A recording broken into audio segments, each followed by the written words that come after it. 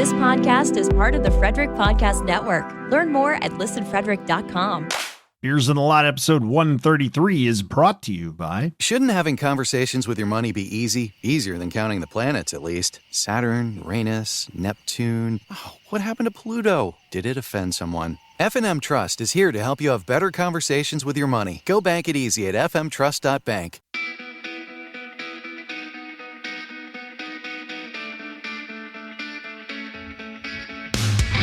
What's up, everybody? It's episode 133 of Beers in the Lot. Let me quick do my spiel about beersinthelot.com, where you can find all the information you might want to know about the podcast, including our Discord server at beersinthelot.com/discord and the merchandise store at beersinthelot.com/shop. So in this one, me and the guys talked about our Sunday Night League game with Old Fat Bald Guys Hockey. Then we talked about Patrick Kane and the upcoming trade deadline.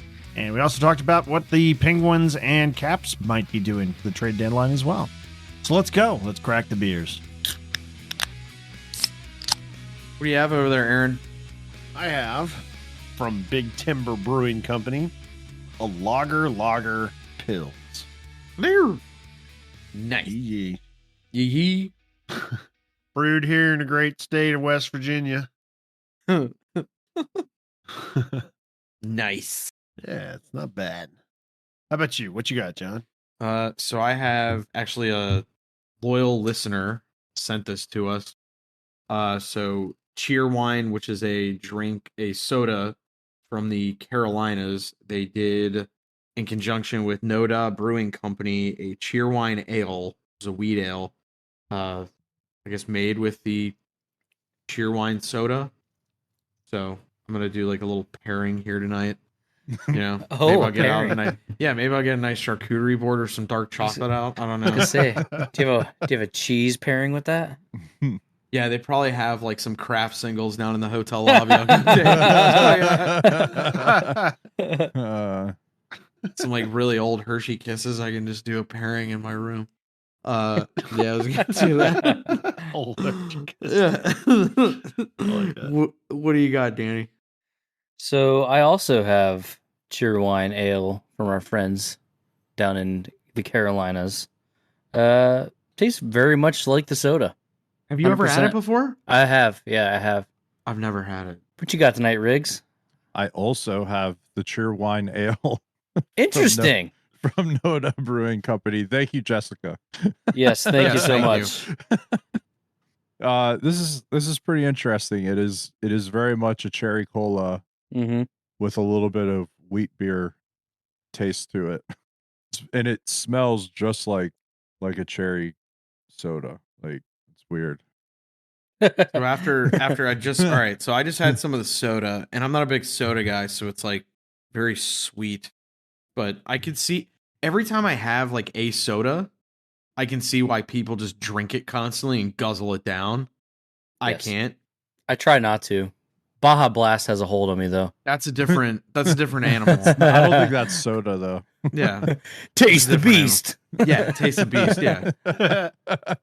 Every time I order a Baja Blast from Taco Bell, I'm pretty sure I hear an eagle yell, hovering over my car. I'm just like, freedom.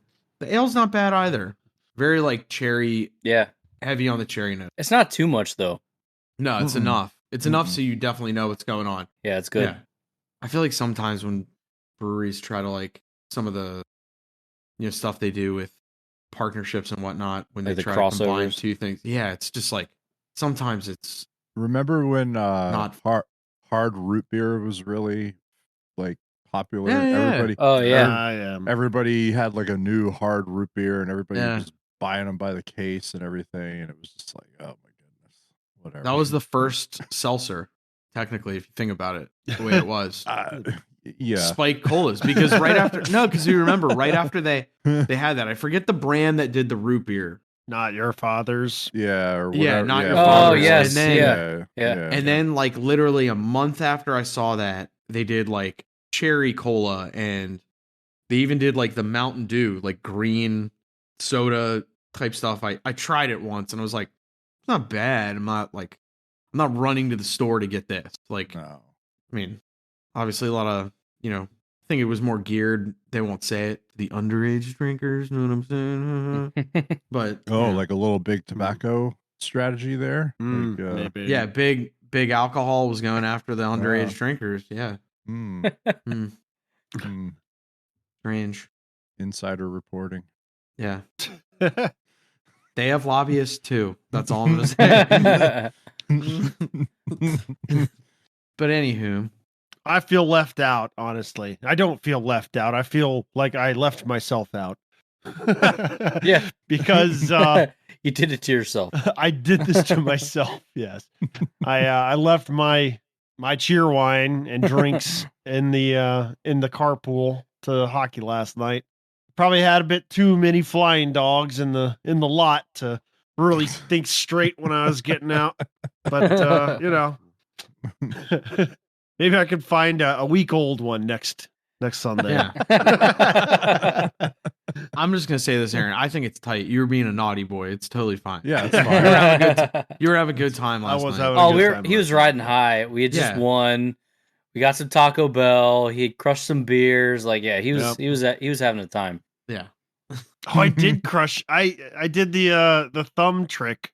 Oh yeah. Open and shot. I did it in the lot. Yeah, that's right. Wait. What's a thumb trick? What are you talking about? The thumb trick. Well, we got out to the lot and everybody. We were walking up to the circle and we were noticing there's maybe 7 or 8 people in the circle and only 2 of them had a beer in their hand. So why aren't you guys drinking beers? And they were like, "Oh, we're waiting for the good cooler with the flying dog to come out or whatever." It was just the Labatt's and this cooler that was out there. I was like, "Oh, come on, be a man. Have a beer while you're waiting for the other beer." Aaron had to assert his dominance. So I had to assert dominance. That, Aaron. I picked up one of the Labatt blue lights and then used the thumb trick where you can jam your thumb into the side of it and open up a hole. You can make a shotgun hole with your thumb. I remember you telling me that years ago. There's there's a trick you can do. You line it up somehow and then press in the can. You press just right and do it. Well, there's a trick, but I did it and shotgunned the beer and alpha asserted dominance. It was an alpha move. Aaron went full naughty boy last night. Yeah, That's he did. Awesome. I'm all in on that. It was a good night. It was a good night in the lot. It was a great night. And then the other cooler came out, and I had a couple of those. It was you shotgun those? No, I didn't shotgun anything else. Just the one. Why not? You should have. Well, for one, the flying dogs that I had were in bottles. It's a lot harder. You can to jam shotgun. Your finger you in can still shotgun. You need a straw. You actually take a straw. You stick it pull outside. A straw out of my cargo short pocket. Well, why not? I mean, it's probably in there. You have 18 pockets. You might as well have a straw in one of them. Well, that's the thing. It was too cold last night, so I wore jeans, and I didn't have any of my tools. It was too cold. It was too cold. What? Yes, I have to maintain appearances. Otherwise, people get uncomfortable. Other people give me crap when I'm wearing shorts. I was gonna say, if you pulled out a paper straw, I would have burned it. Those things, they're awful, horrible. Yeah. But no, it was a good night in the lot last night. Yeah, like you said, we were riding high off of a win, so cool. It was fun. we did the math. We did the math. John's team has had 23 goals scored against them in the last 2 games, and they're 1-1. That's right. We figured out our issues. Well, both games. They've scored 24. And they've scored 24. Yeah. Oh my gosh. Both. I can identify the issue in both cases, but it's okay. We're gonna move on as a group. Move on as a group. We still had tunes and stuff. Yeah, tunes and beer. Yeah, we had tunes. We had brews. This is a total loss. Yeah, it was fine. It was kind of funny though, but yeah. And then in a turn of fate, Eric's team only scored 4 or 5 goals? What was it, 5? What was the final score in your games? 4-0. Only 4 goals is enough to win on your side. Yeah. Man, 8 off your pace from last week. 8 off the pace. You guys wasted all your goals for the season, I guess. Hey, Aaron. So as we were going on the ice last night, it essentially felt like it was trade deadline day because everyone pretty much moved yesterday, with the exception of Patrick Kane. Yeah, like he's a baby. I'm very I'm high kind of on this losing train. interest in him. Yeah, I agree with you. I think a lot of teams are losing interest in him. Yeah. Well, the one thing I keep seeing out of the Chicago media members, which is kind of awesome, they're bracing the Chicago fans for a very lackluster return, because I think the Rangers are at a point where we're going to offer this, and this is our sticking point, because he wants to come here. He's on an expiring contract. We only have X amount of cap room. They moved Kravtsov yesterday to Vancouver, and this is our stance on it. Well, the thing is, the Rangers don't need him. He's not going to play on power play 1. Yeah, I mean, and he may not even play on power play 2. I don't think they need him. No, I don't. I think it's a want. So not if he a wants need. to go there, I mean, he's going to need to figure something else out. I mean, now they are caught up in the Eastern Conference arms race that's happening right now. Yeah, where all of those the top teams in the conference going into the playoffs are just loading up right now. Mm-hmm. So maybe they need to keep up, but I don't think think they do. My only thing on that team is, like I said, them and Tampa have the X factors and the goaltender, and the Islanders. Sorokin's good too, but so out of those 3 teams, I trust those 3 goalies going into any playoff series, essentially. So I think if you're New York, you feel very comfortable, but also I don't know, I like Patrick Kane. He's a good player, but also too, and yes, he's been dealing with hip stuff too, but the last couple of games, he's really turned it on. Part of me is like, why couldn't you have done that when all the trade rumors really started to heat up, kind of right after the All-Star break or right before, when a lot of the fire gets thrown on the coals. Right. So after you kind of sulk a little bit, and then you kind of, essentially figure out oh, I do kind of want to get moved.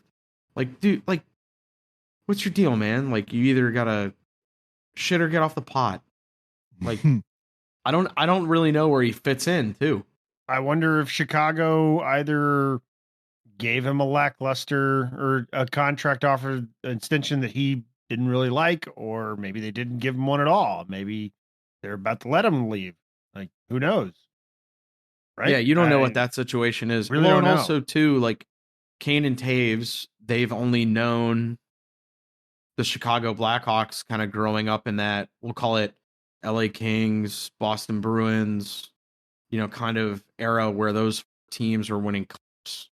So now that Chicago is definitely not on that tier anymore, we know for 100, we know they're closer to getting Connor Bedard than they are to making a playoff spot. Connor Bedard's a good consolation prize. I'm just going to say that. But so maybe Kane doesn't his heart's in Chicago, but he's the last few years of my productive playing career, I want to chase another cup. I want to chase playoff races and stuff. I think New York would make sense in terms of stability, but also too, he's a free agent. So is New York going to sign him in the offseason? And then we have to deal with the whole offseason holding pattern. Yeah. Because I kind of think Vlad Tarasenko, I've always felt this because he's big and he moves well and he has a good shot and he skates well. He was great out west, but I think now the way his body is, where he's a little beat up, he is going to be a very good Eastern Conference player, where the teams are a little more fast, not as heavy. They still are tough, yes, but they move really well. And also Vlad's playing with his best buddy in the bread man. Patrick Kane doesn't, I don't think he knows anybody on that team, so he's just going to go there. Not that he's going to disrupt the room or anything, but it's he's just a piece.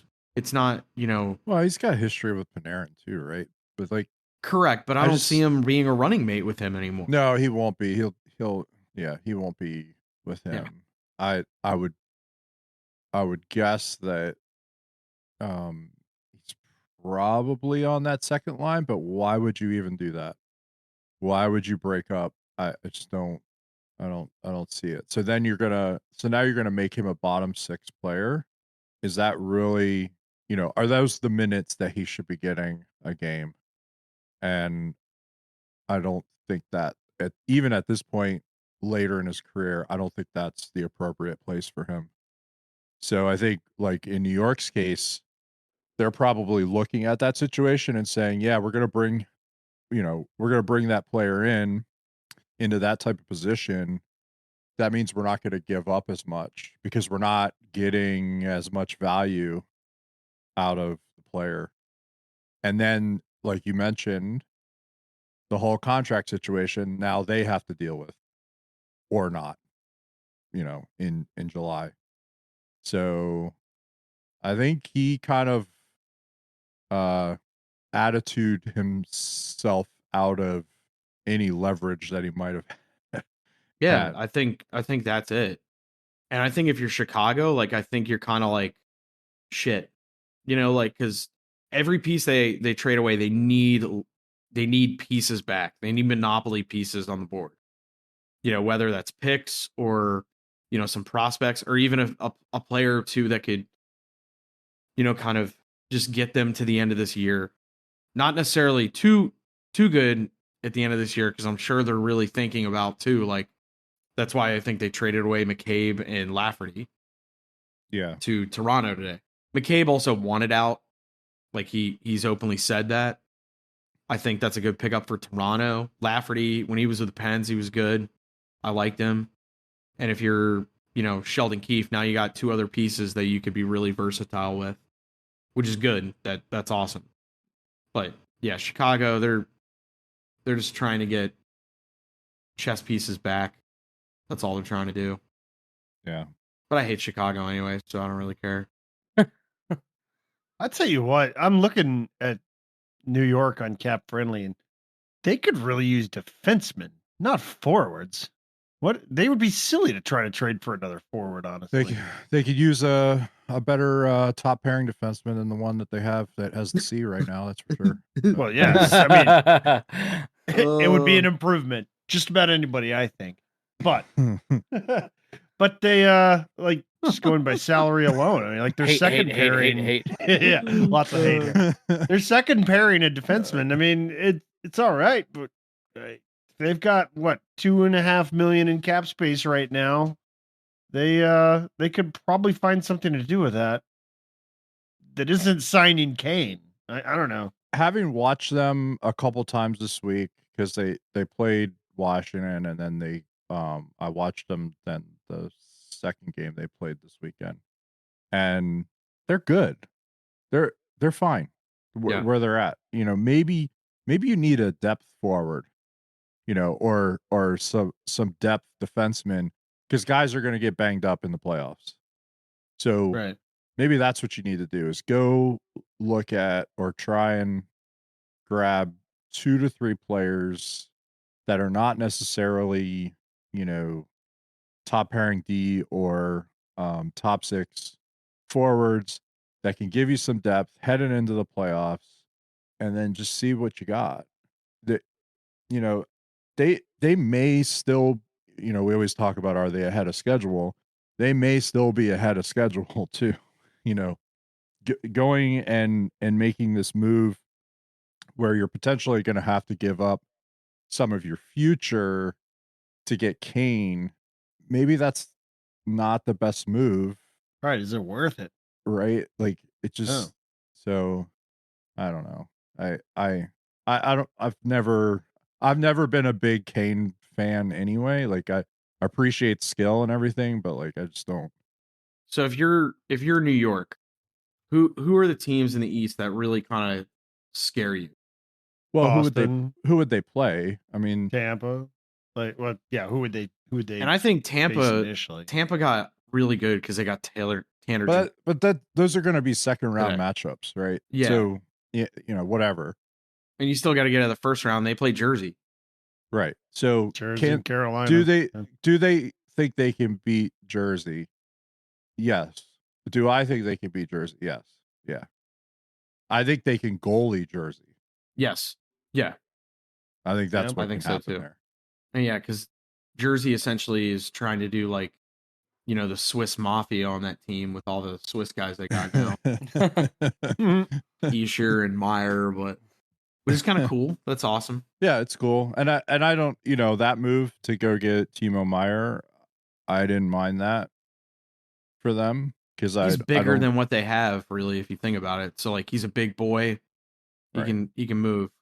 I mean, we love Jack Hughes, but I think any position in front of the net or down on the boards, like, he may be coming out with the puck, but I think in the playoffs it may be a different story.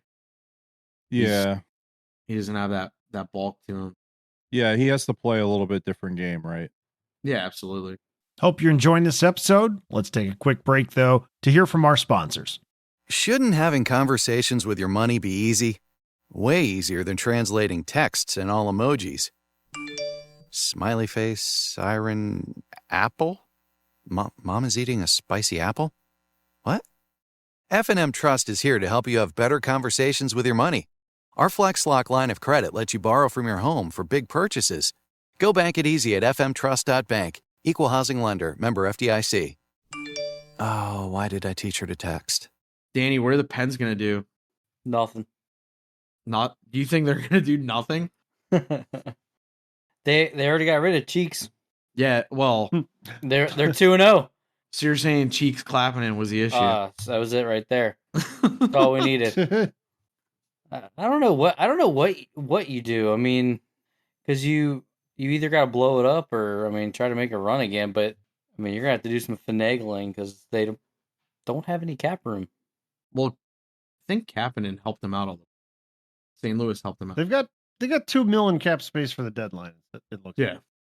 But much different situation than like a New York with that same amount of money, right? Where you're out, and looking in, you're not going to get back in with that money, and teams that are out of time, right? Well, they're currently in the wild card slot at the moment. I mean, they've got a couple games in hand, and they're only 2 points behind the Islanders. The math, so they've done good. That like Daniel said, they won the last 2 games. That helps a whole lot, but they have to keep it going. They have to finish the whole rest of these last 21 games or 23 games they have to finish very strong. And that's a long 21 game stretch. It's a lot. Mm-hmm. It's a lot. March of the Penguins. Yeah, March of the Penguins. They're either going into the orca's mouth or they're stepping up on the iceberg. Or they're going to lose in the first round. Either or. What couple moves could you make over the next, by the time this comes out, it'll be 3 hours left till the deadline, but what can you do in the next couple days that, can lock that up or help you lock that up? And really, Kane. Yeah, but does that does that even help? I mean, is that addressing an area that needs to be addressed? Probably not. Right. And then even when you're in, did the move that you made help you advance? Right, which is probably the bigger question. That's probably really what the trade deadline deals are about, right? For playoff teams. So for the Pens, the way I look at it, the one thing that everyone said, and it is kind of true, their goaltending tandem has been hurt on and off all freaking year. That sucks. The other thing is there's no pop in that bottom 6. Pretty much all of those guys are either UFAs or RFAs at the end of this season. Part of me just thinks, like, let's ride it out, see what happens.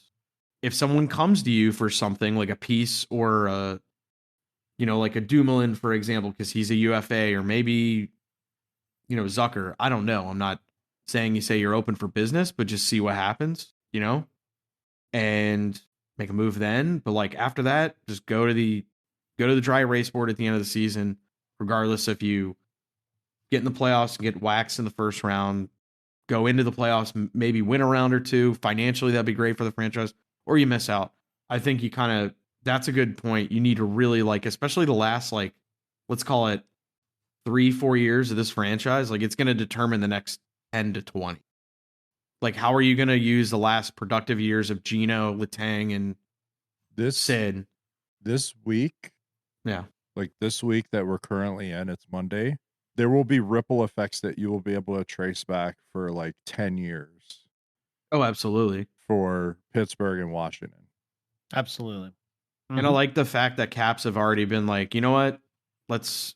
Yeah, I like kind of what they did. They apparently talked to Orlov. He wanted like a 7-year extension. Apparently they were like, we'll do 5, and he was like, I want 7, and they were like, all right, thanks.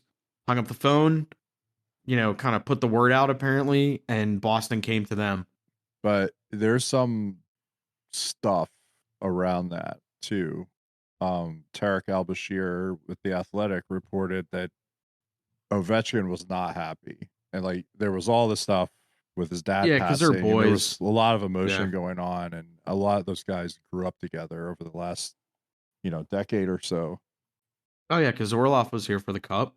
But also when Ovi signed the last extension, the story is that he was given some sort of word or whatever you want to call it. I don't want to say promise or guarantee, but from the organization, from Leonsis, that they would never go into like full rebuild during his final years with the club.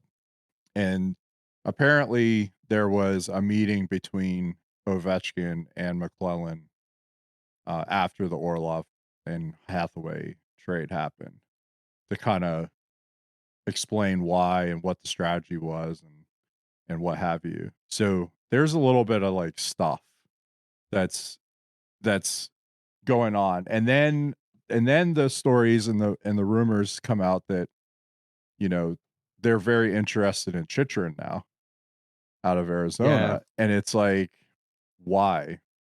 He shores up the defense. They have him under cap certainty for a few years. And got it. But what do you have to give up for him? You're going to have to give up the future. Yeah.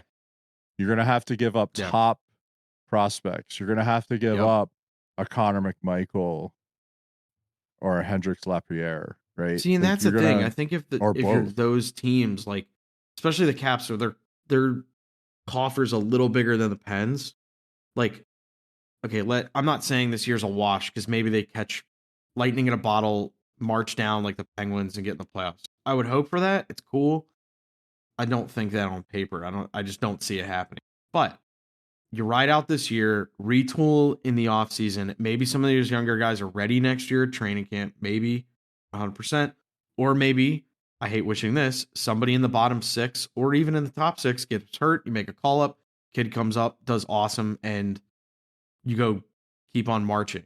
But there's a difference between retooling and rebuilding. And I also think, because it's thrown around so much, you see it every goddamn day now this time of year, like, oh, this team's rebuilding. Like, part of me is just like, we kind of talked about it, especially with the Pens and the Caps and even the Blackhawks to some extent. It's a natural bell curve of franchises. It's not rebuilding. It's just the way shit works. You get a group of players in their prime. They're this good compared to the rest of the league. This is your maximum point, i.e. Stanley Cup, or hopefully, Stanley Cup appearances and wins and whatnot. Some teams make it, some teams don't, based on other factors like goaltending or, running into teams that have a better core. It's the way it works. Sorry about it. But, it's just the way the bell curve is. They're not at the top. They're not even on the, going to the top of the curve at this point. They're definitely on the second half of that side of the scale. It is what it is. Penguins too. It sucks saying it, but what I would say is that if you've decided that, like, there's 2 ways to approach it. One is to try and replenish the stock with veterans that already have term, right? Like a Chychrun or whoever, or keep developing your guys. Like you had them in the system for a reason. And really, for a couple of those names, especially with Washington, when they were up with the big club, they actually had numbers that indicate that they're going to be everyday players eventually. So, or maybe they should even be everyday players today, but that's a controversial thing. So, don't don't give up on that developmental path. I guess is my point. Like, don't give up those players just to go get one or two other players that are under contract for 2 or 3 years. They're already everyday NHLers, like whatever. I get the value in that, but don't give up everybody else for that. Like, that doesn't make any sense to me. I think, like, with their cap situation, both of those teams, Washington and Pittsburgh, with their cap situations going into this summer, there will be opportunity in July to go after proven, in air quotes, proven NHL, players that are everyday players that you can sign to, 2, 3, 4, 5 year deals at whatever money that's appropriate. And you can shore up your veteran presence, or an experience, or whatever you want to call it. But don't give up your developmental prospects, especially the highly rated ones. Like, you've spent so much time and money already. Like, keep those guys in the system, bring them up, give them sweaters, let them play. Like, give them time. I agree, because that's where the future of your club is. You got to put the effort in to develop everybody, and especially the guys that you've already put the effort in like in the AHL. Yeah, if there's an opportunity to give them time in the end, then they absolutely should get some, because that's where you find the Jake Gensels. That's where you find the guys that come out of the woodwork, that just, it's like, oh wow, he's ready. He should have been up here a long time ago. We wasted time not playing him. Like, that's how you find those. So you've got to put that time in with some of those guys. Give them those shots. Look at Tampa. Yeah. There were reports that at one point Buffalo was going to trade Tage Thompson. Oh my God. Because they were like, we're unsure still. Like, he's not clicking 100%. So they apparently were very close. The rumor, I think it was like Friedman or Merrick said, they're super close for like a 4th round or 5th round pick, just to give him a fresh start. And apparently a few of the guys in the organizations were like, let's figure out a new system for another year and see if it clicks.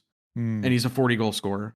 Yep. Or I think he has 40. He may either have 40. No, he has 40. He had it yet. So yeah, you were going to get rid of that guy. Jeesh. Really? Wow. But all they needed to do was get him on the ice. Yeah, figure out some... Give him a sweater, get him into the right situation, figure out what that means. And that's not the player's problem. Like, we're pro player, right? So that's not the player's problem. Player here. That's the that's the organization and the coaching staff's problem to figure out, right? And if they can't figure out what that is, then yeah, they're probably gonna either not re-sign, or they're gonna trade, or whatever it is, right? But if your developmental system and staff is telling you, like, you should really give this player a chance, maybe you should listen to them, right? And give them a chance, and don't do it under a negative, sort of, don't put a black cloud over their head as they're getting that chance. Like, don't look for all the mistakes. There's going to be mistakes. The game is mistakes. Goals are more often than not happen because a mistake happened, right? Like, don't look at it that way. Like, let's, pro player, man, like, get these guys up. Don't trade them away just because there's a shiny object somewhere else. Can we get a salary cap or a trade window in our beer league? Yeah, I wish. That'd be awesome. It would be entertaining as hell. Yeah, that would be cool. I want waiver wire control so I can just mess with guys. Just send them on the waiver wire at 7:00 on Saturday so that they won't know if they play on Sunday night, depending on if they clear or not. No, it would be fun. It would be fun is if they had so you had a trade deadline where everybody on the team votes like who to trade, and one person gets traded, but it's anonymous, right? So then like everybody like Survivor, like you're saying, like Survivor, like you vote for the guy you want traded, then you trade, and those 4 people go into like a pot, and then the captains have to choose amongst them. Oh my gosh, that's great! Wow, That would be interesting, Danny. That's $1 million idea. Wow. Can you imagine if like every year it was just the goalies? You just vote the goalies every year, just like totally make them squirm. Yeah, it would have to either be the goalie, all goalies, or Yes. you'd have to So have no goalies because you couldn't, put your goalie in, but there's nobody to trade for. Can't have 2 goalies on one team. oh, that'd be funny. Like you vote out the goalie, only 3 goalies are in, and it's another player. So you could potentially just not have a goalie.